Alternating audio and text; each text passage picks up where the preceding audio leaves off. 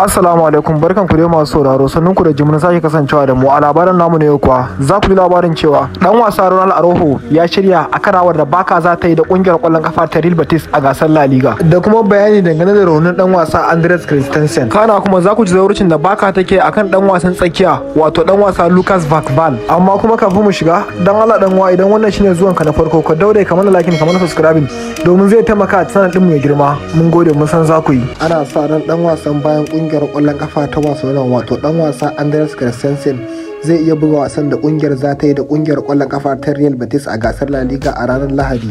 Dan wasa Andres Christensen da an cire shi a karawar da kungiyar ta yi da kungiyar kwallon kafa ta Union Star a gasan Copa del Rey da kungiyar kwallon kafa ta Barcelona ta yi da wannan kungiya a bisa rashin jin daɗi da dan wasan yayi. Kafin ma ta yi hutun rabin lokaci aka cire shi a wannan wasan, aka maye gurbin shi da matashin dan wasa mai shekara 16 wato dan wasa Pau Kubarsi. Shin ko ta yaya canjin dan wasa Christensen ya kasance taka tsantsan fiye da komai, kuma an sai ta dan wasan zai kasance a ƙarshen mako, in ji gidan jarida DROAS. Hakan yana da kyau a nuna cewa Barcelona bata ba da sanarwar raunin dan wasa Christensen ba, yana mai ƙara nuni da cewa bugu ne kawai kuma babu abun da zai sa dan wasan yayi jinya. A wani bangaren kuma coach Xavi Hernandez zai iya yin marhaba da dan wasa Ronald Araujo a karawar da Barca za ta yi na ranar Lahadi a gasar La Liga. Mai tsaron bayan Jurgen din da bai buga wasan Copa del Rey ba a bisa dakatarwar da aka masa a gasar Spanish Super Cup da aka yi na karshe. Dan wasa Inigo Martinez da kuma dan wasa Marcos Alonso sun ci gaba da yin jinya saboda rauni da suke da shi, yayin da dan wasa Joe Cancelo shi ma yana ɗaya daga cikin jerin 'yan wasa da suke cikin rauni a halin yanzu, amma kuma ana sa ran dan wasan zai dawo nan ba da jimawa ba.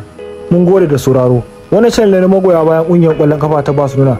Domin kasancewa ɗaya daga cikin mu shine ka danna liking, ka danna subscribing, kana ka danna alamar ƙararrawa. Domin hakan ne kawai zai baka damar kasancewa ɗaya daga cikin mu. Da zarar mun daura sabon bidiyo akan kungiyar kwallon kafa ta Barcelona za a sanar da kai.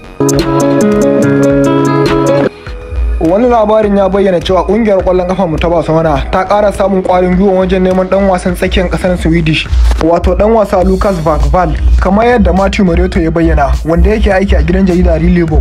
A wannan farkon makon da ake ciki, kamar yadda ya ce, kungiyar kwallon kafa ta Barcelona ta shirya ta yin neman Lucas Vazquez a hukumance bayan tattaunawa da ta yi a watan baya. Barca na shirin rufe yarjejeniyar a halin yanzu, amma ta bar dan wasan ya ci gaba da zama a kulab din da yake har zuwa watan Yuni.